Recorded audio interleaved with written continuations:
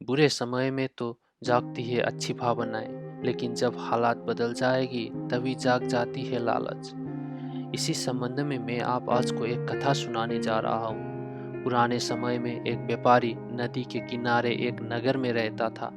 एक शहर से दूसरे शहर जाने के लिए उसे नाव का उपयोग करना पड़ता था, लेकिन उसे तैरना नहीं आता था। एक दिन वो व्यापारी नदी के रास्ते दूसरे नगर जा रहा था। नदी के बीच में उसने देखा कि उसकी नाव में पानी भर रहा है। नाव में छेद हो गया था। वो डर गया। अब सेठ भगवान को याद करने लगा। तभी उसे एक मछुआरा दिखाई दिया।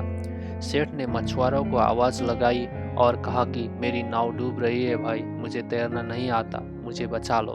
मैं तुम्हें मेरी पूरी संपत्ति दे दूंगा। मछुआरे अपनी नाव लेकर उसके पास पहुंच गया और व्यापारी को बचा लिया।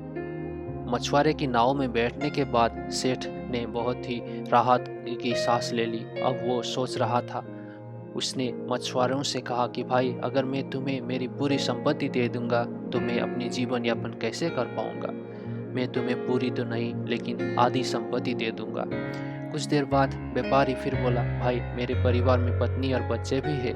मेरी संपत्ति में उनका भी हक है। मैं तुम्हें आधा तो नहीं, एक चौथाई संपत्ति दे दूंगा। मछुआरा व्यापारी की बात को कोई जवाब ही नहीं दे रहा था।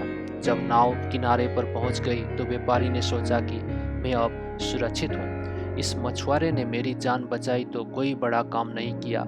ये तो इसका फर्ज था। मानवता के नाते इसे मेरी मदद करनी ही थी। व्यापारी ने मछुआरे को थोड़े से पैसे देने चाहा, लेकिन मछुआरे ने ये भी लेने से मना कर दिया। सेठ अपने पैसे लेकर वहां से चला गया। इस कहानी की सीख ये है कि व्यक्ति बुरे हालातों में अच्छे काम करने का प्रण लेता है, लेकिन जब हालात उसके पक्ष में हो जाते हैं तो उसके मन में लालच जाग जाती है और वो अपनी बात से पलट जाता है।